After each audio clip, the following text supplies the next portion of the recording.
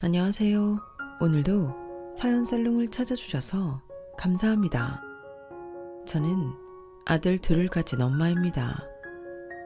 아들 하나는 결혼하자마자 허니문 베이비로 낳아서 지금은 나이가 좀 있고, 둘째는 늦둥이라 첫째가 초등학교 입학할 때 낳아서 나이 차이가 꽤 있는 형제들입니다.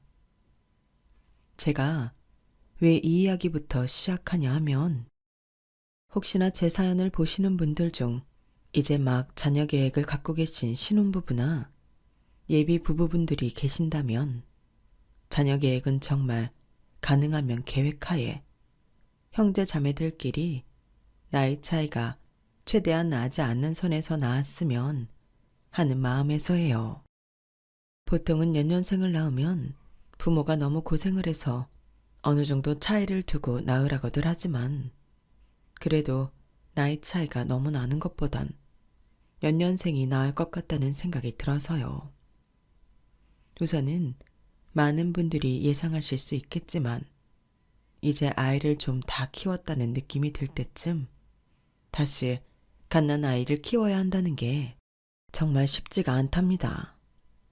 처음부터 다 리셋되어 결혼 생활 자체를 다시 시작하는 느낌이랄까요.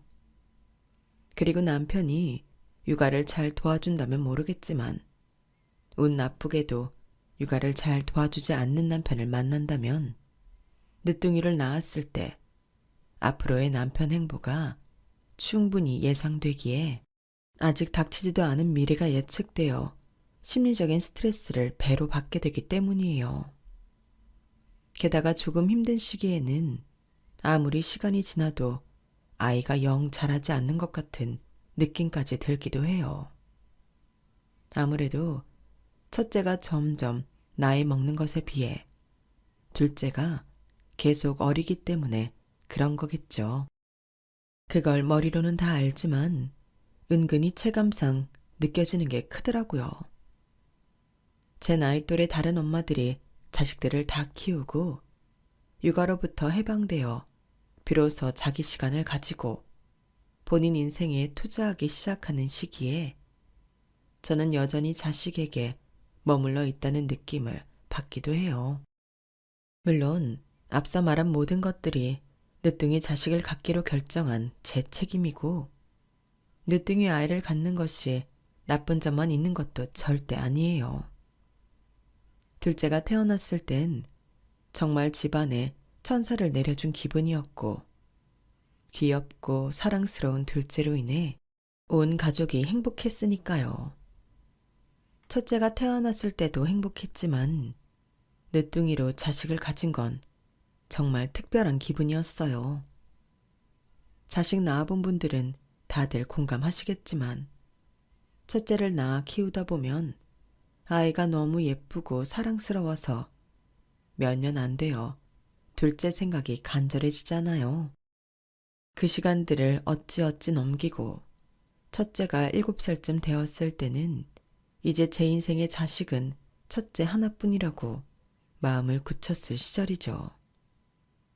그때쯤 갖게 된 아이니까 얼마나 더 예뻤겠어요. 제 인생에 더 없을 거라 생각했던 작은 천사가 찾아와 준 거니까요.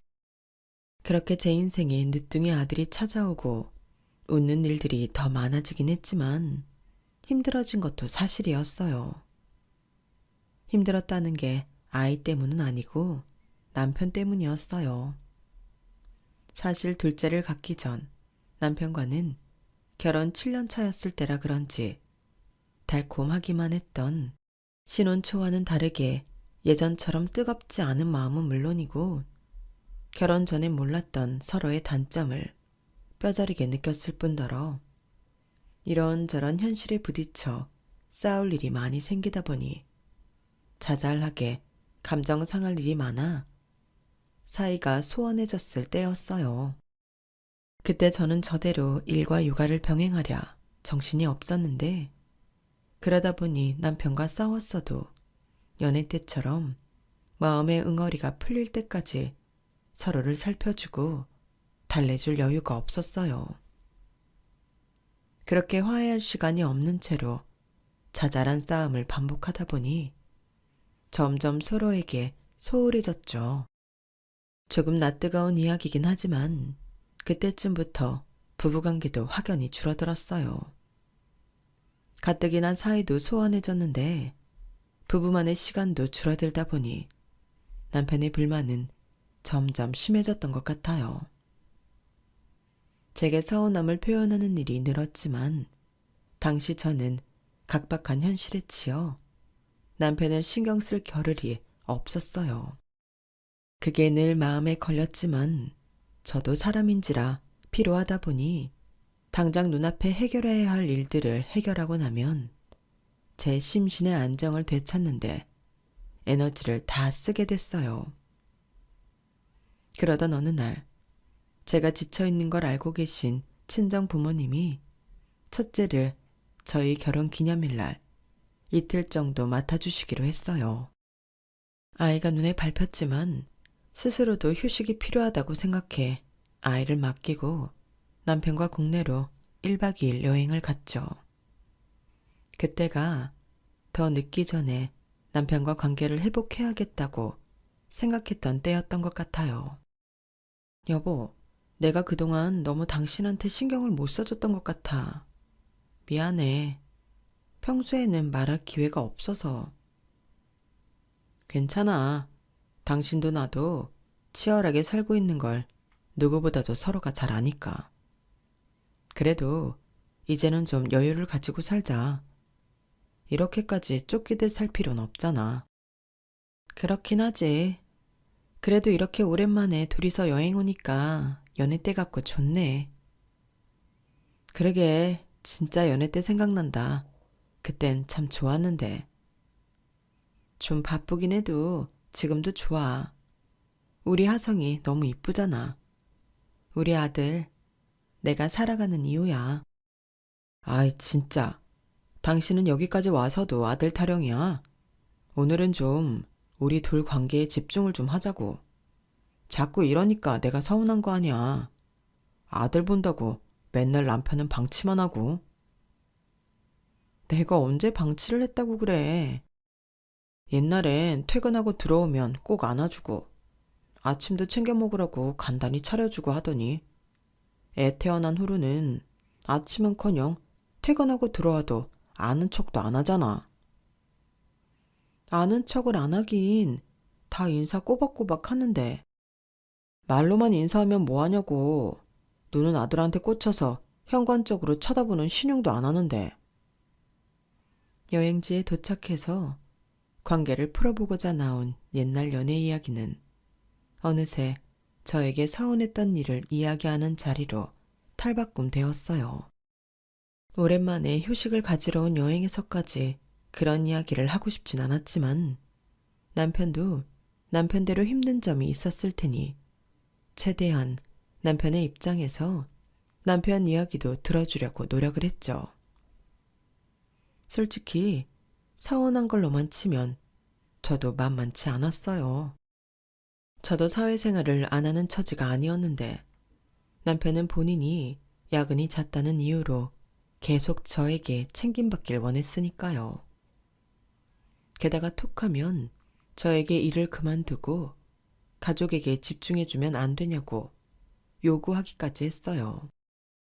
저는 결혼 전부터 일만큼은 포기하고 싶지 않다고 이야기를 해뒀던 터라 그런 요구를 받을 때는 무조건 부부싸움까지 번졌죠. TV에 나오는 상냥한 전업주부 캐릭터를 볼 때면 부럽다며 한숨을 쉬기도 했어요.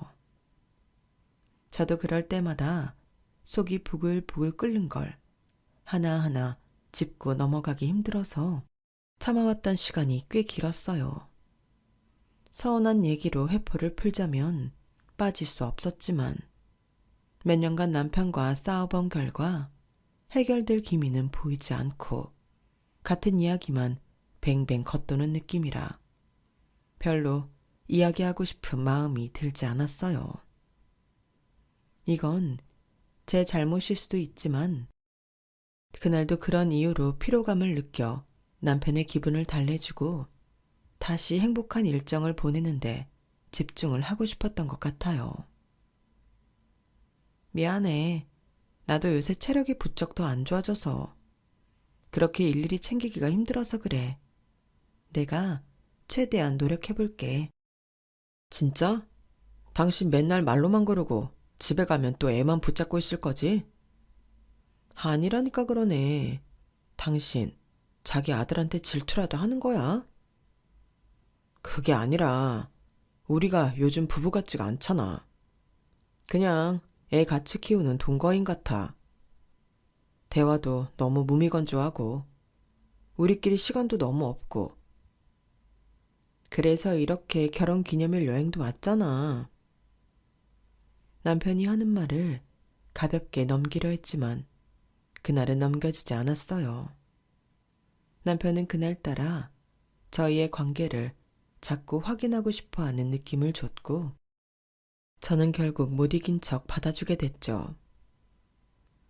여보, 나 임신했는데? 뭐? 그럴 리가. 정말이야? 이 나이에도 임신이 되네? 그리고 얼마 안 있어 저희 둘째 소식이 들려오게 된 거예요. 둘째를 갖게 되어 기쁘긴 했지만 동시에 눈치도 보였어요. 기뻐해도 모자랄 마당에 남편의 표정이 심상치 않았거든요. 첫째만으로도 자신이 희생하고 있다고 생각하는 사람이니 늦둥이가 생긴 게 마냥 좋은 일만은 아니었을 거예요. 그래도 나름대로 최소한의 양심은 있는 건지 남편은 겉으로는 애써 기쁜 척을 했어요. 저도 솔직히 첫째를 초등학생까지 키워놓고 이제야 일에 집중하겠다 싶은 마당에 다시 처음부터 육아를 하자니 한번 해본 일이었어도 막막한 기분이 들더라고요. 그래도 아이가 태어나니 그런 걱정들은 언제 했는지도 기억이 안 날 정도로 너무 예뻐서 시간 가는 줄 모르고 키웠어요. 그런 와중에도 남편과의 갈등의 골은 점점 깊어졌죠. 남편과 같이 살면 살수록 느낀 점은 남편은 정말 본인밖에 모르는 사람이라는 점이었어요. 내가 하면 로맨스, 남이 하면 불륜의 전형적인 남자였죠. 그러면서도 가정을 위해 일과 육아 모두 놓치지 않으려는 저를 끊임없이 설득하려 했죠. 지훈이네 와이프는 아이 키우고 남편 내조한다고 평생 꿈이었던 춤도 그만두고 집에서 살림한다는데 당신은 진짜 조금도 일을 쉴 생각이 없는 거야? 좀 힘들긴 해도 나는 둘 다 잘 해내고 있다고 생각하는데 뭐가 그렇게 불만이야, 당신은? 내가 일하는 게 그렇게 싫어? 아들도 둘이나 있는데 내가 조금이라도 더 벌어오면 당신 입장에서 경제적으로 부담도 덜 되고 좋은 거 아니야?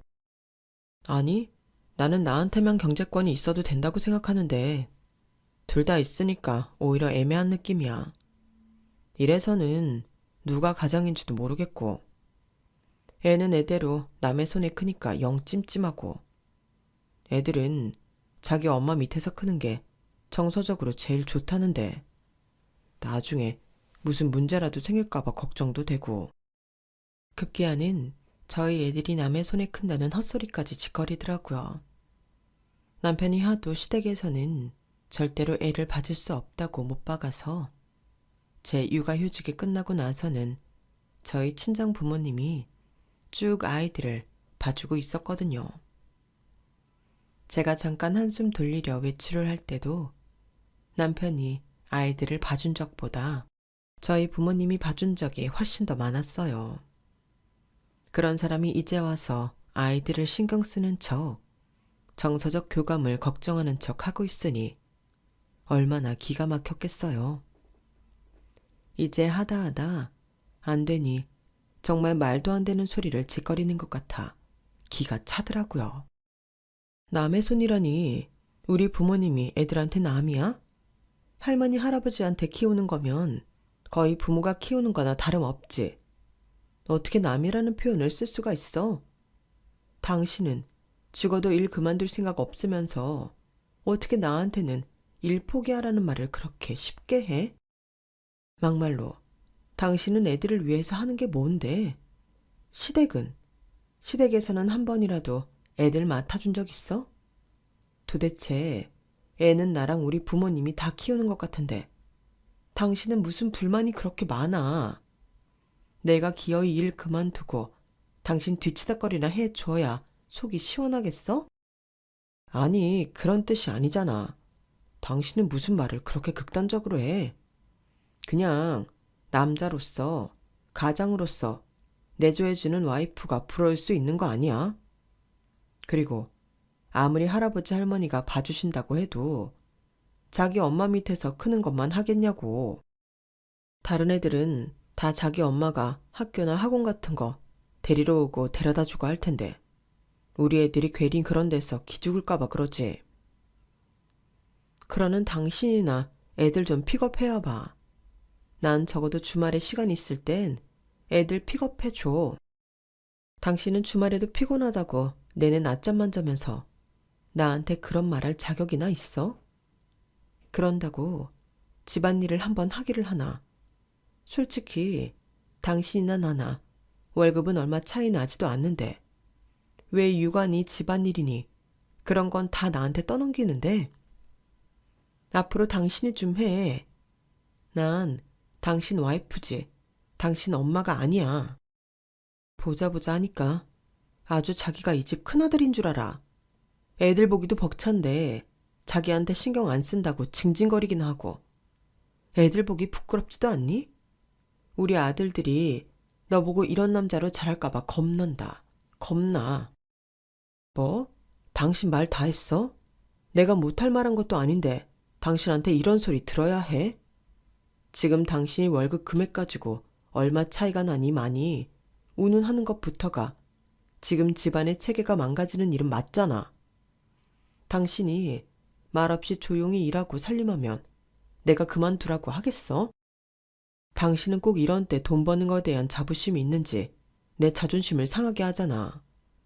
당신이 아무리 돈을 번다 해도 우리나라 사회는 아직 남자, 가장 중심 사회야. 당신 회사 높은 직급들만 봐도 알지? 다 남자인 거.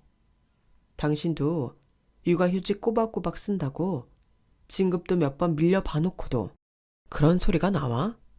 애초에 여자들은 애 낳고 살림하는 게 제대로 된 삶을 사는 거지. 우리나라가 언제부터 여자들이 공부하고 출세했다고 그래. 어차피 여자들이 백날 열심히 해도 높은 자리 못 가는 데는 이유가 있는 거야. 결국엔 끝까지 못 올라가고 다들 포기한다니까. 당신도 괜히 자존심 때문에 아등바등 일 붙잡고 있지 말고 더 늦기 전에 지금부터라도 가정에 충실해. 후회하기 전에. 남자들한테야 일 열심히 하면 명예가 남지만 여자들한테 남는 건 가족뿐이라고. 전 그제서야 남편의 진정한 속마음을 제대로 듣게 된 기분이었어요. 연애 2년, 결혼 직전까지도 제가 제 일에 대한 욕심을 보이면 여자도 야망이 있어야 한다며 멋있다고 저를 지지해주던 사람이었거든요. 그런 부분에서 누구보다 저를 이해해주고 있다 느꼈기 때문에 결혼을 결심했었고요. 그런데 언제부터 마음이 변한 건지 남편이 결혼 전엔 상상도 못할 가부장적인 소리를 하더라고요. 그동안 저에게 알게 모르게 일을 그만두라고 눈치 주고 자기한테 신경 써달라고 한 것도 아이를 낳으면서 비교적 본인에게 덜 쏟게 된 애정을 갈구하는 거라 생각했는데 그게 아니라 그냥 집안에서 입지가 좁아지는 걸 두려워하고 있었다는 느낌을 받았어요. 제가 죽어도 일을 그만둘 것 같지 않으니 저런 식으로 헛소리를 하더군요. 저 새까만 속내를 알게 된 이상 남편과 더 이상 살맛대고 살고 싶지 않을 정도로 정남이가 뚝 떨어졌지만 당시 저희 막내 나이가 겨우 6살이었을 때였어요. 첫째도 이제 중학교 겨우 입학했을 때라 아이들이 너무 어려서 도저히 엄두가 안 나더라고요. 이제 와서 생각해보면 그때도 애들은 친정 부모님과 제가 키우는 거나 다름없기는 하니 큰 차이는 없었을 것 같기도 한데 그때는 남편 없이 아이들을 키우는 게 생각만 해도 눈앞이 캄캄하더라고요. 저만 좀 성질 죽이고 참고 살면 될 걸. 괜히 아빠 없이 자란 애들이란 소리 듣는 것도 싫었고요. 그래서 당장이라도 애들 손잡고 짐 싸들고 나와버리려는 걸 꾹 참고 기다리고 또 기다렸네요. 아이들이 어느 정도 클 때까지요. 남편은 그렇게 시원하게 자신의 속내를 까발킨 이후로는 아주 제 멋대로 나왔어요. 더 이상 저에게 잘 보일 필요가 없다고 생각해서인지 제가 자기 뜻대로 되질 않으니 복수하겠다는 심산인지 모르겠지만 아주 될 대로 되라라는 식으로 이기적이게 굴더라고요. 어쩌면 제가 애들 때문에 쉽게 이혼 못할 거라는 걸 알고 있었기 때문일지도 모르겠어요. 남편과 기싸움 아닌 기싸움을 하다가도 매번 이건 좀 아니지 않나? 지치기도 했지만 별다른 방도가 없었어요. 어떻게 화해를 해보기엔 너무 먼 강을 건너온 느낌이었고 이미 본성을 알아버렸는데 화해한다고 한들 차갑게 식어버린 마음이 돌아오기나 할까 싶기도 했고요. 실제로 그런 걸 시도해볼 마음의 여유도 없었어요. 그런 와중에도 꾸준히 제게 시비를 걸고 제 멋대로 구는 남편에게 저는 정말 질릴 대로 질렸죠. 그 중에서도 제일 기가 막혔던 건 저희 사이가 소원해진 이후로 서로의 생일을 챙기지 않았는데 그때부터 갑자기 본인 생일에 집착을 하기 시작하더라고요. 여보, 나 이번 생일은 친구들이랑 주말에 1박 2일로 펜션 놀러 갔다 올게. 뭐라고? 아니 그냥 하루 놀다 들어오지. 애들도 있는데 무슨 외박을 하면서까지 놀아. 당신 친구들도 다 가정이 있고 애들도 있는 사람인데 그게 가능하기는 해? 아내들도 다 싫어할 거고 이번 주말에는 막내랑 놀이공원 가기로 약속했잖아. 아, 맞다. 그건 그러네.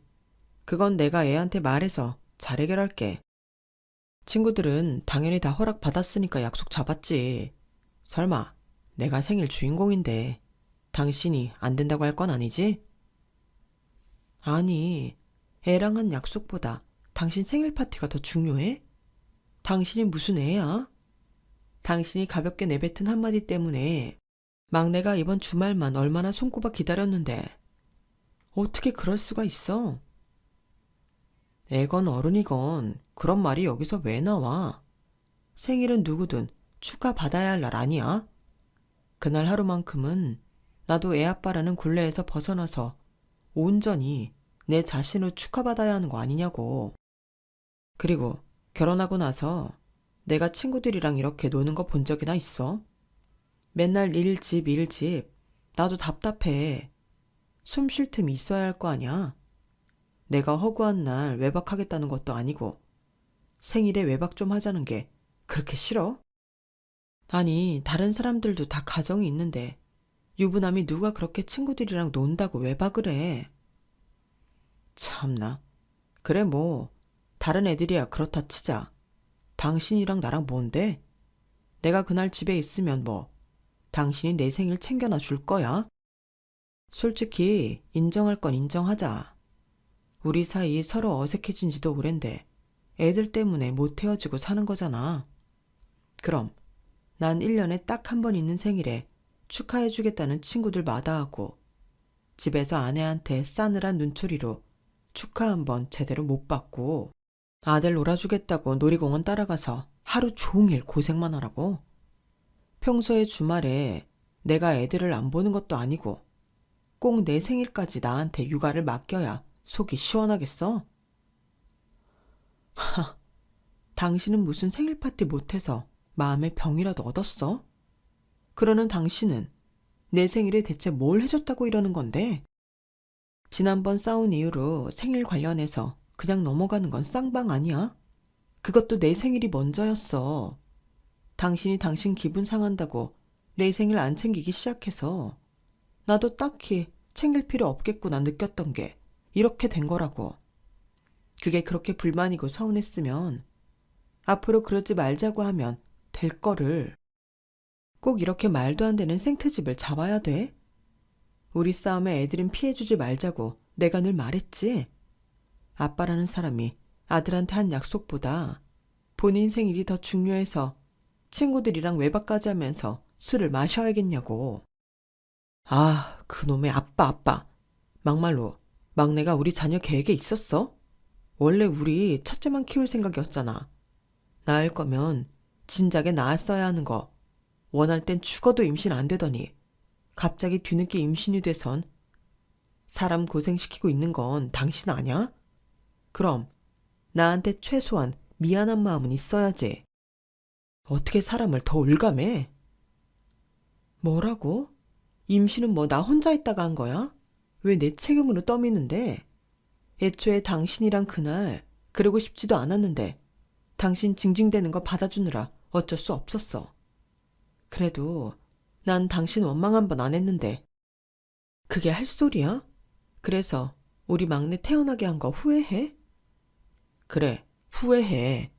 맨날 뭐 좀 하려 하면 애나 보라고 하니까 할 수가 있나. 내 나이 또래 다른 남자들은 다 자유로운데 맨날 나한테만 가정에 충실하라 난리지. 막내 태어나게 한 거 후회하게 만든 건 당신이야. 사람 질리게 좀 하지 마. 미친놈. 뭐? 그냥 너 하고 싶은 대로 하고 살아라. 얼마나 생일에 나가 놀고 싶으면 예쁜 내 자식 낳은 거 후회한단 소리까지 하니? 진짜 너 같은 인간은 처음 본다. 애초에 지가 육아를 하면 얼마나 한다고 유세 떠는 꼴이 가짰네. 너한테 이 정도 육아 부탁하고 그딴 소리 듣고 싶지 않으니까 네 친구들이랑 술 퍼먹다 객사를 하든 말든 네 맘대로 해. 어차피 네 멋대로 하고 살 건데 나한테 말은 왜 하냐? 꼴도 보기 싫으니까 제발 하루빨리 나가. 나가서 들어오지 마. 야, 말 다 했어? 누군 지금 너랑 살고 싶어서 사는 줄 알아? 애들 때문에 참고 있어 나도. 누가 참아달라고 빌었니? 그래 그래도 아빠라고 애들 때문에 참는다는 소리를 하네. 대체 뭘 참는지 모르겠지만 저희는 그날도 그야말로 대판 싸웠어요. 남편도 그날부터는 아주 저한테 대놓고 틱틱거리며 적대감을 드러내더라고요. 갑자기 그딴 보상 심리는 왜 생긴 건지. 본인 생일만 되면 일부러 저를 자극하려고 그러는 건지 제 속을 아주 박박 긁어놨어요. 가끔은 아무리 애들을 위한 거라지만 이렇게까지 참아야 하나 싶기도 했지만 그놈의 모성애가 뭔지 막내의 해맑은 웃는 얼굴을 볼 때마다 그래도 이 모습을 지켜주고 싶다는 마음에 참게 되더라고요. 혹시나 제가 제 성질에 못 이겨 이혼했다가 아이에게 상처를 주고 마음의 그늘을 만들게 될까 봐서요. 아무리 아닌 척해도 부모의 이혼이 자식의 정서에 미치는 영향이 상당하더라고요. 요새는 이혼이 대세라고 할 정도로 이혼 가정도 많고 옛날처럼 흠도 아니지만 자식에게 영향이 미치는 건 피할 수가 없는 영역이라고 하더라고요. 남편은 대놓고 아이와 보내는 시간을 줄이고 본인을 위해 쓰는 시간을 늘렸지만 애들은 그래도 자기 아빠라 그런지 늘 아빠와 보내는 시간이 적다고 아쉬워하고 집에 안 들어오는 날은 그리워하기까지 하더라고요.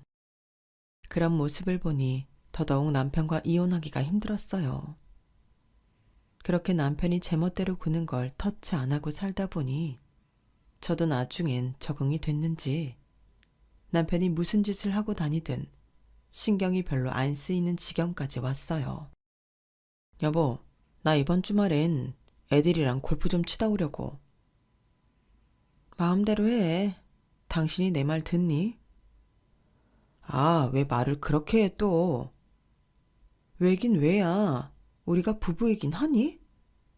그럼 부부지. 뭔데? 껍데기만 부부지. 당신이나 나나 서로한테 정 떨어지고 기대 안 한 지 오래지 않아? 알고 있으면서 뭘 물어. 골프를 치든 말든 너 알아서 해. 당신한테 중요한 건 당신 본인일 뿐이잖아. 이제 시댁도 가기 지치니까 당신 혼자 가고. 뭐? 그런 게 어딨어. 부모님한테는 어떻게 말하라고? 꼭 가야 하는 자리 아니면 이제 안 갈 거야. 당신 부모님 무슨 일 있을 때마다 당신한테 전화 안 하고 나한테 하는 것도 지쳤어. 난 이미 우리 부부 관계는 오래전에 끝났다고 생각하는데 그걸 계속 받아줄 이유는 없잖아? 어차피 당신은 원래 장인 장모한테 그 정도 안 했으니까 이게 공평한 거잖아. 내가 앞으로도 쭉 시댁 비위 맞추고 살길 바란다면 당신도 우리 집에 똑같이 해. 나도 딱 그만큼은 해줄 테니까. 당연한 말일지도 모르겠지만 남편과 사이가 나빠지니 시댁도 꼴보기가 싫어졌어요. 저희 시댁은 딱히 유별나게 시집살이를 시키는 편은 아니었지만 그래도 남들 다 하는 며느리 은은하게 스트레스 주는 행동들은 꼭 빠지지 않고 했거든요. 그것도 제가 남편이랑 가족이라는 인식이라도 있을 땐 참을만 했는데 남편과 형식적인 관계만 유지하고 있다 보니 그걸 참아줄 이유가 없다는 생각이 들더라고요. 꼴에 자기 부모님을 건드렸다고 생각했는지 남편은 콧김까지 뿜으며 씩씩대더라고요. 그래, 이렇게 나온다 이거지? 한번 갈 때까지 가보자. 누가 먼저 나가 떨어지나 보게. 남편은 반협박성으로 이야기했지만 전 거리낄 것도 없었어요. 그때가 벌써 내년이면 막내가 고등학교를 졸업하는 시기였거든요. 그때까지만 참으면 모든 게 괜찮을 거란 생각이 들었어요. 저는 막내가 성인이 되면 바로 이혼할 생각이었거든요. 이젠 좀 가족이란 이름의 굴레에서 벗어나 아이들과 행복하게 지내고 싶었어요. 그래서 남편이 저러는 것도 별로 크게 신경은 쓰이지 않았죠. 다행히 막내는 잘 자라주어 원하던 대학에 합격했어요. 그동안 막내의 수험 생활을 신경 쓰느라 저도 덩달아 예민했던 건지 막내가 합격을 하자 바짝 곤두서 있던 성질이 많이 유해지는 것 같은 느낌이 들더라고요. 애한테 도통 관심을 안 보이던 남편도 막내가 좋은 대학에 간 건 기뻤는지 집안 분위기가 많이 부드러워졌어요. 이때는 저와 남편도 잘 안 싸웠고 평화로운 분위기가 지속되어서 막내가 대학에 합격하자마자 이혼해야겠다던 예정과는 생각이 조금 달라지더라고요. 어차피 이렇게 참고 살아온 거 이제 와서 헤어진다고 별 의미가 있나 싶어 마음이 누그러들더라고요. 첫째는 그때부터 나가 산 지 오래였고 막내도 학교 기숙사로 들어가면 남편과 저밖에 안 남았거든요. 남편과 이혼하고 막상 혼자 살 생각을 하니 자신이 없었어요. 두고 보자던 남편도 막상 애가 다 크니 별말이 없더라고요. 그래서 어영부영 결혼 생활을 지속하고 있던 어느 날이었어요. 일을 하고 있는데 갑자기 친동생에게 전화가 한 통 걸려왔어요. 언니, 큰일 났어. 아빠가. 뭐? 무슨 일이야? 지금 어딘데? 지금 땡땡대학 병원 응급실이야. 빨리 와줘, 당장. 흐느끼던 목소리가 뚝 끊어지자 온몸에 피가 빠져나가는 것 같았어요. 허겁지겁 병원에 도착하니 엄마랑 동생이 목 놓아 울고 있었어요. 왜 그래? 그만 울고 얘기 좀 해봐. 아빠가 돌아가셨어. 갑자기 그게 무슨 소리야? 어쩌다가? 엄마가 외출하고 돌아오셨는데 아빠가 사후 중이셨대. 근데 하도 안 나와서 문을 열어보니까 언제부턴지 모르게 아빠가 쓰러져 계셨대. 뭐라고? 아버지의 죽음은 너무 갑작스러웠어요.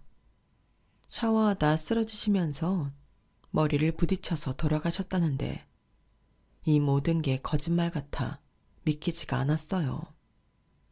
하지만 제가 믿고 말고 할 시간도 없이 장례는 빠르게 시작되었어요. 남편이 전화를 받지 않아 문자로 자초지종을 설명해 두었어요. 그런데 시간이 아무리 지나도 남편에게서 연락 한 통 없더라고요. 서서방은 왜 연락이 없어? 그러게요. 잠시만요. 다시 한번 전화를 걸자 남편 쪽에서 뚝 끊더라고요. 요새는 사이가 나빴던 것도 아니라 솔직히 너무 당황스러웠어요. 3번 연속으로 전화를 걸자 그제서야 받더라고요. 왜 전화를 안 받아? 내가 당신이 전화하면 바로바로 받아야 돼? 바빴어.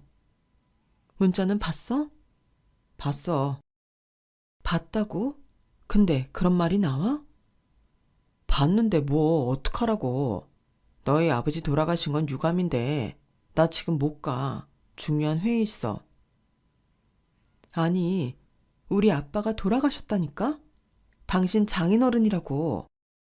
나랑 사이가 안 좋은 건 둘째치고 우리 아빠가 당신한테 얼마나 잘해줬는지 기억도 안 나니? 아니, 그니까 어쩌라고. 우리 이제 남남이니 서로 부모한테 잘해줄 필요 없다고 말한 건 당신 아니었어?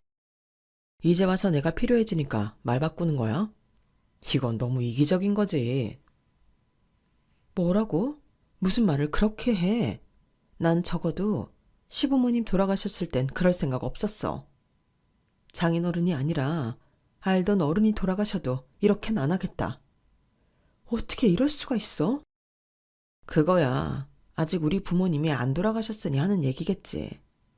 우리 부모님 돌아가시면 당신은 성 그을 게 뻔한데 나보고는 희생을 해라. 됐거든. 끊어. 나 바빠. 진짜 그 순간에 머리가 새하얘지더라고요. 이기적인 건 알고 있었지만 인간적으로 이렇게까지 할 줄은 상상도 못했어요. 이때까지 이런 인간이랑 그래도 잘 살아보겠다고 그렇게 오랜 세월들을 노력해왔나 싶어 자책감이 들더라고요. 남편은 언제 오냐는 엄마와 동생의 말엔 묵묵부답으로 일관한 채 아버지의 장례식을 치렀어요. 엄마와 동생은 처음에는 화를 내다가 나중엔 분위기를 읽은 건지 아무 말 않더라고요. 그렇게 조용하게 아버지 장례식을 마친 뒤 간만에 집에 돌아갔어요. 사람이 너무 울고불고하니 정말 집으로 돌아가는 길에는 아무런 생각도 들지 않더라고요. 기운이 쏙 빠져 얼른 쉬고 싶은 마음뿐이었어요. 그런데 집 문을 여니 제가 상상한 것과는 다른 광경이 펼쳐져 있었어요. 양복을 입은 남자들이 동시에 절 쳐다봤어요.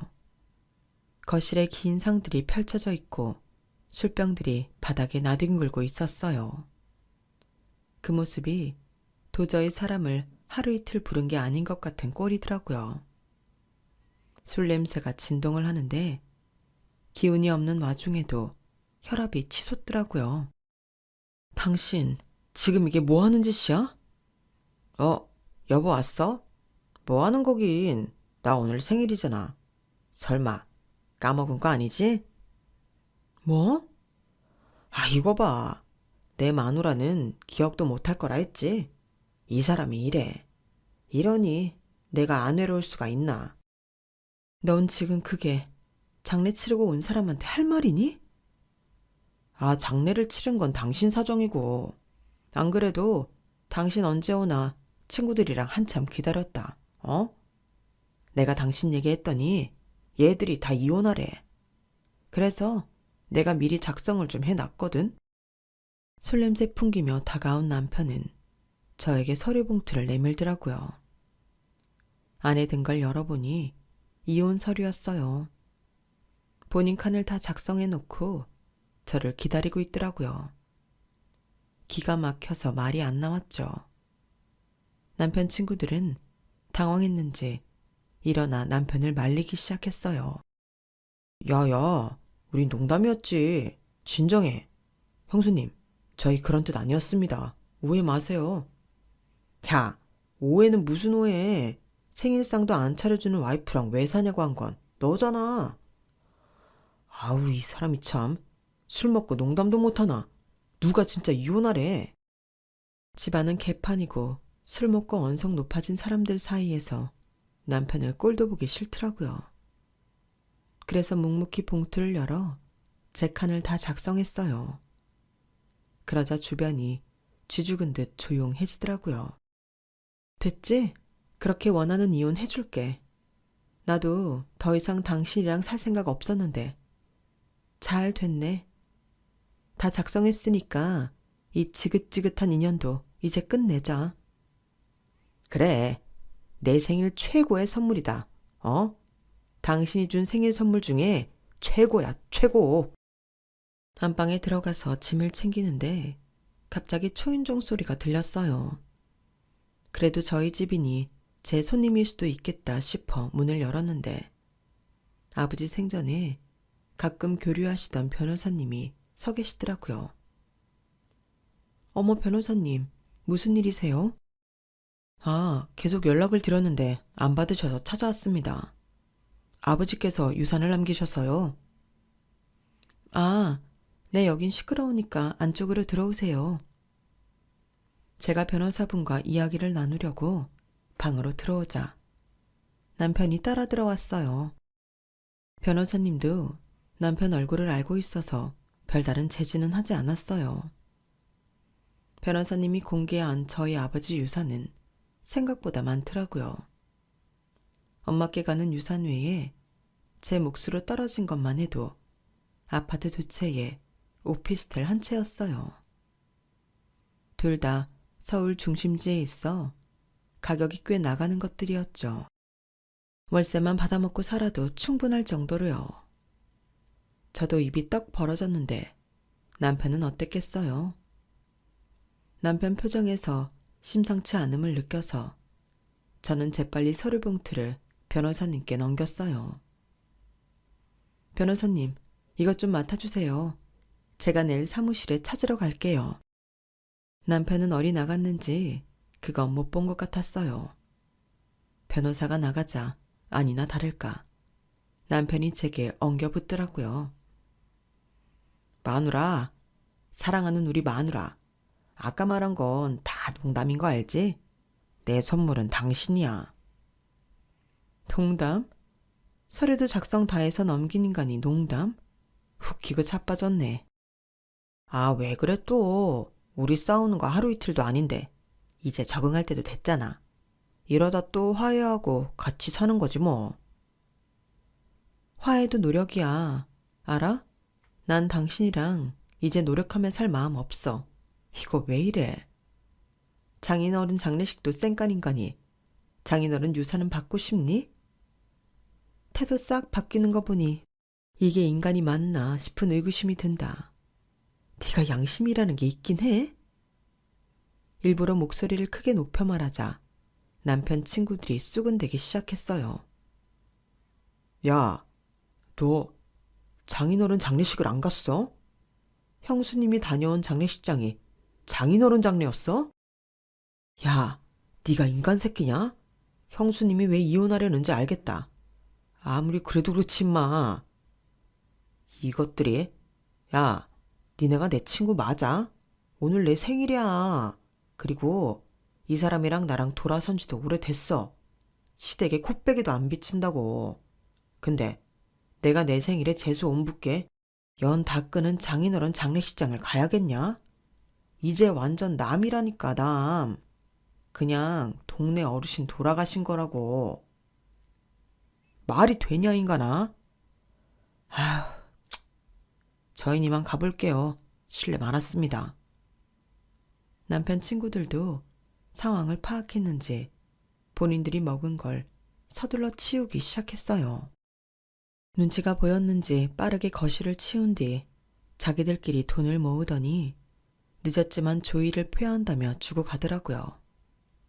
친구들이 다 가고 나자 남편의 얼굴은 더 사색이 됐어요. 하씨, 여보, 내가 이런 부탁은 안 하고 싶은데 제발 오늘은 좀 그냥 넘어가 주라. 응? 지금 내 체면 어떻게 구겨졌는지 봤지? 이대로 당신이 나 떠나버리면 정말 곁에 아무도 안 남아. 어쩌라는 거야. 그동안 와이프보다 잘 챙겨주던 친구들인데 설마 그렇게 쉽게 당신 버리겠어? 알아서 잘 살아봐. 이제 와서 장인어른 재산 탐내면서 나한테 빌붙을 생각 말고. 서류는 본인 손으로 작성해 주셨으니 아주 손쉽게 이혼하겠네. 제발 여보, 내가 잘못했어. 어? 한 번만 봐줘. 앞으로는 내가 정말 잘할게. 저리 비켜. 난 당신한테 준 최고의 생일 선물 다시 물을 생각 없으니까. 애원하는 남편을 집에 남겨두고 아까 싸뒀던 짐을 챙겨 집 밖으로 나왔어요. 그 길로 혼자 계실 엄마 집에 내려갔죠. 남편과는 이혼을 잘했지만 남편은 이혼 후에도 계속 연락이 왔어요. 애들 핑계를 대며 다시 잘해보자면서요. 미안하지만 애들도 다 컸고 제가 그동안 마음고생해온 것도 알아서 이혼에 반대하기는커녕 저를 축하해 주더라고요. 더 이상 애들 핑계는 먹히지 않는다는 걸 본인 혼자서만 모르는 듯 했어요. 저는 그냥 번호를 바꿔버렸고 그동안 교류가 없었던 탓에 이사한 저희 친정집 주소도 모르는 남편은 더 이상 저에게 연락을 하지 못했어요. 애들한테도 절대 알려주지 말라고 신신당부했거든요. 이혼한 여자들이 가장 많이 하는 말 1위가 진작할 걸 이라고 들었는데 정말 요새는 하루하루 이 좋은 걸 왜 진작 안 했지 하는 생각이 들어요. 이기적인 밑바닥을 친구들 앞에서 까발려주기까지 했으니 지금은 그 사람 곁에 아무도 안 남아있을 것 같네요. 그렇게 이기적으로 굴다가 곁에 사람들이 다 떠나간다는 걸 이제는 좀 배웠으려나 싶어요. 제 이야기는 여기까지예요. 들어주셔서 고맙습니다. 새 인생을 살 저에게 용기를 주세요. 항상 건강하시고 행복하시고요. 여러분, 사연 댓글에 응원과 현명한 조언 부탁드려요. 좋아요와 구독은 저에게 큰 힘이 됩니다. 오늘도 좋은 일 가득하세요.